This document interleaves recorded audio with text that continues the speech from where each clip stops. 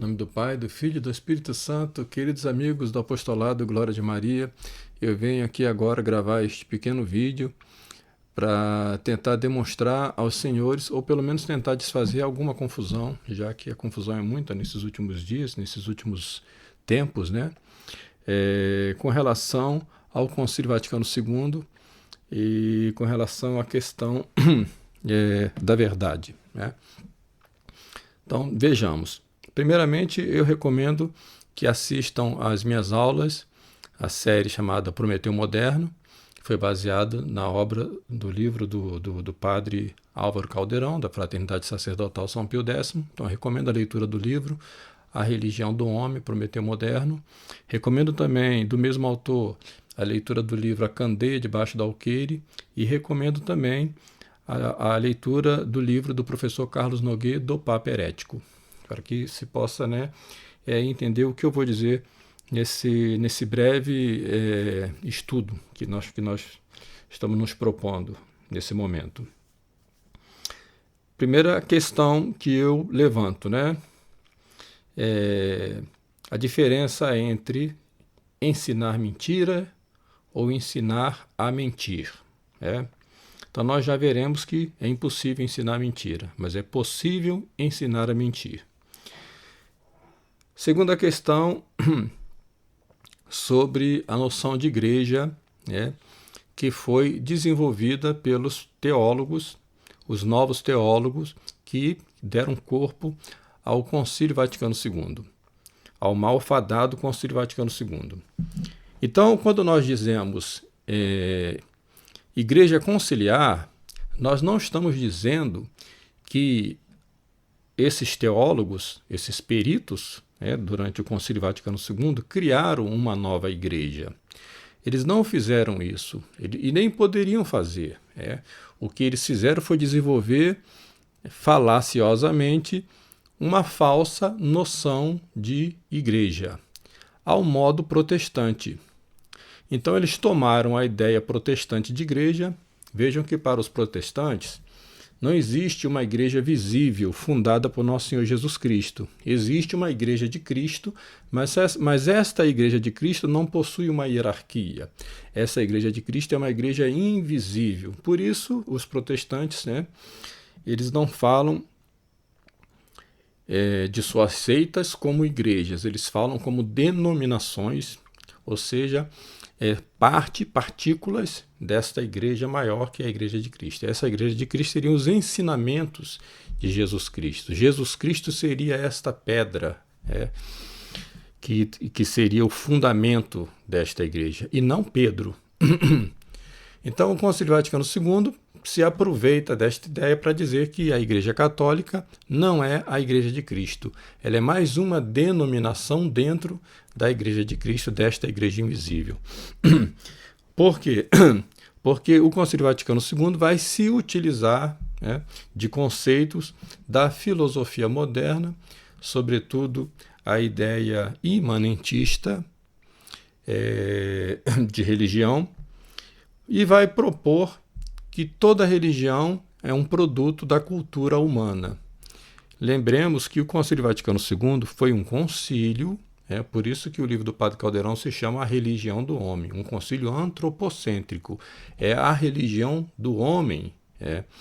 A ideia de igreja que o concílio desenvolve é uma ideia de igreja em função desta nova religião. Aí sim eles propõem uma nova religião, uma nova doutrina. Esta a religião do homem. E esta igreja seria um produto desta religião do homem, um produto da cultura humana. Como existem várias culturas desenvolvidas ao longo de várias épocas diferentes por povos diferentes, então assim haveriam várias religiões diferentes, mas todas elas levariam à mesma salvação.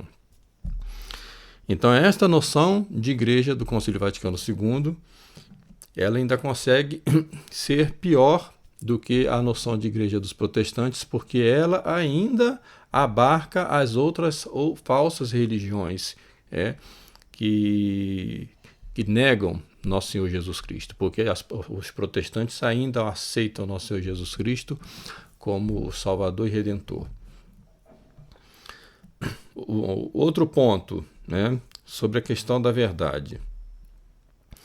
Nosso Senhor, interrogado por Pilatos, Nosso Senhor diz a Pilatos: eu não vim a este mundo senão para dar testemunho da verdade. Pilatos pergunta a Nosso Senhor: e o que é a verdade?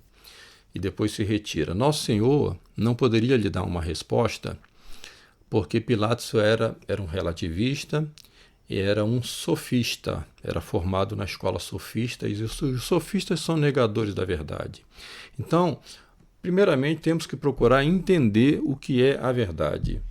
Eu não sou teólogo, não sou filósofo, sou um mero professor de história, mas vamos utilizar a boa lógica para que a gente possa achar alguma solução para esse dilema.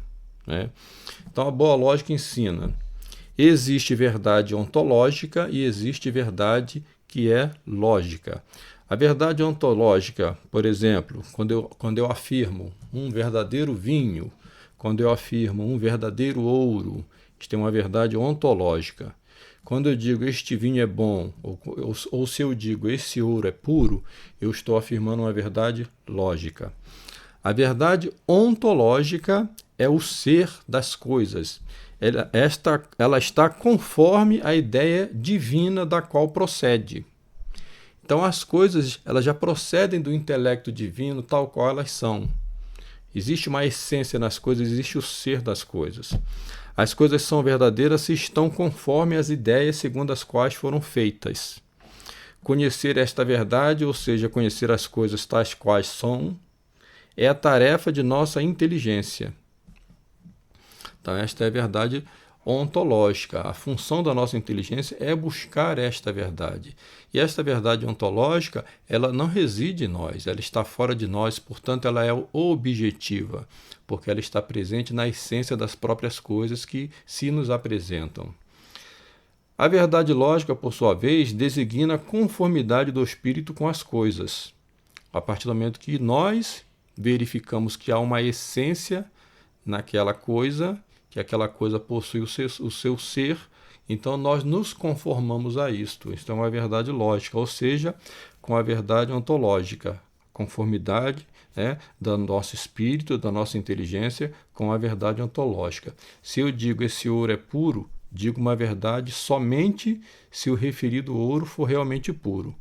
A noção ouro puro não expressa nem verdade nem erro, senão quando o espírito, ao distinguir uma coisa de outra, conhece, ao menos implicitamente, o ato de sua conformidade com o objeto, que só ocorre no juízo. Então, nós temos essas operações da nossa inteligência: abstração, juízo e raciocínio. O juízo nos faz distinguir uma coisa da outra.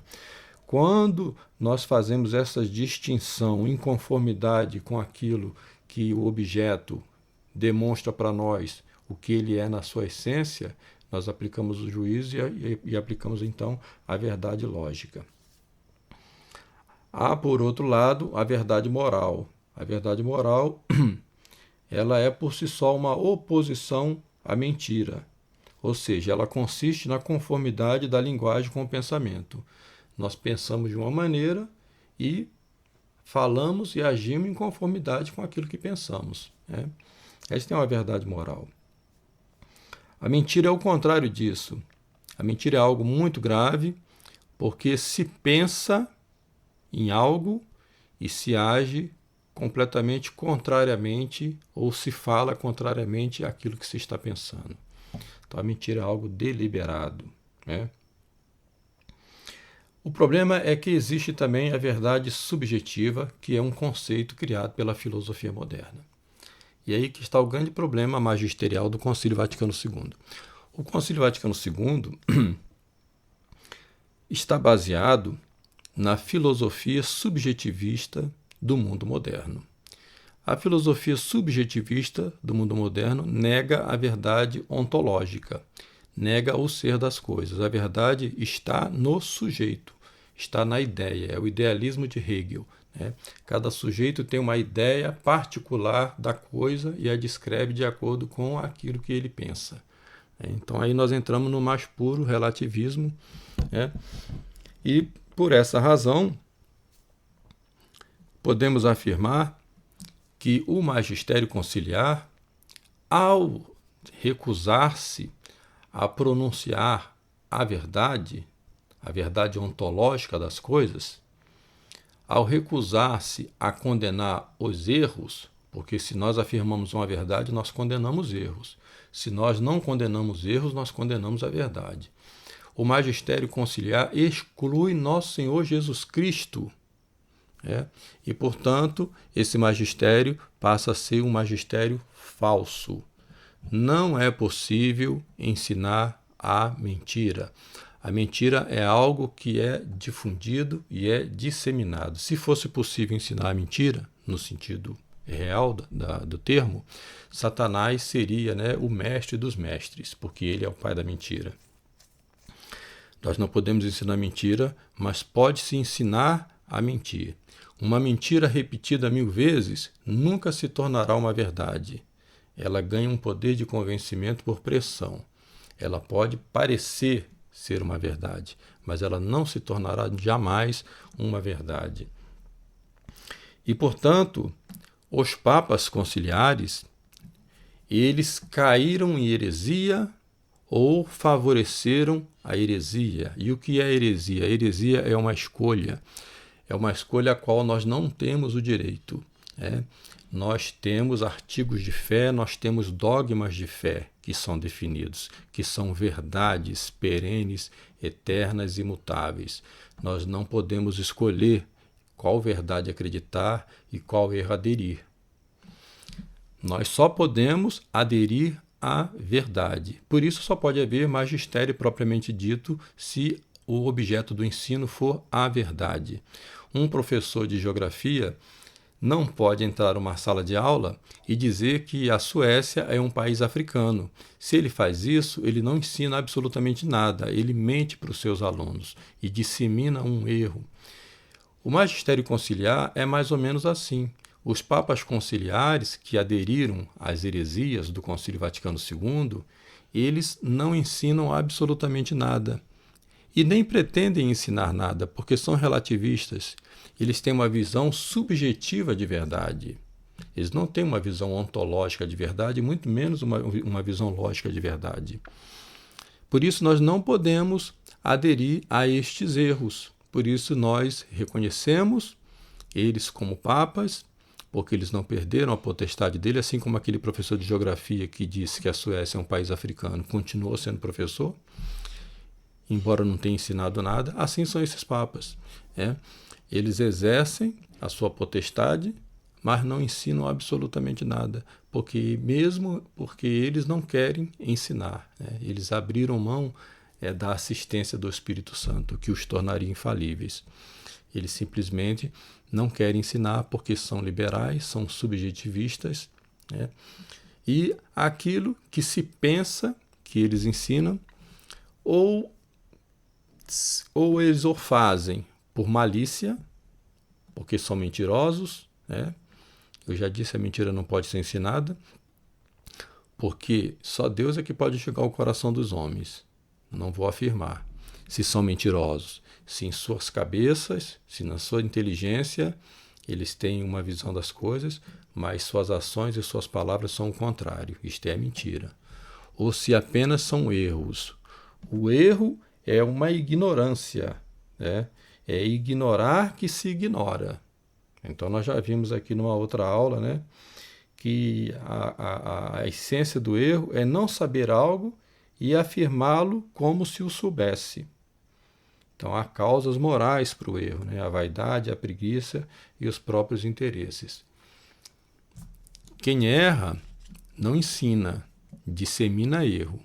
Quem mente não ensina, dissemina mentira. Em nome do Pai, do Filho e do Espírito Santo. Amém.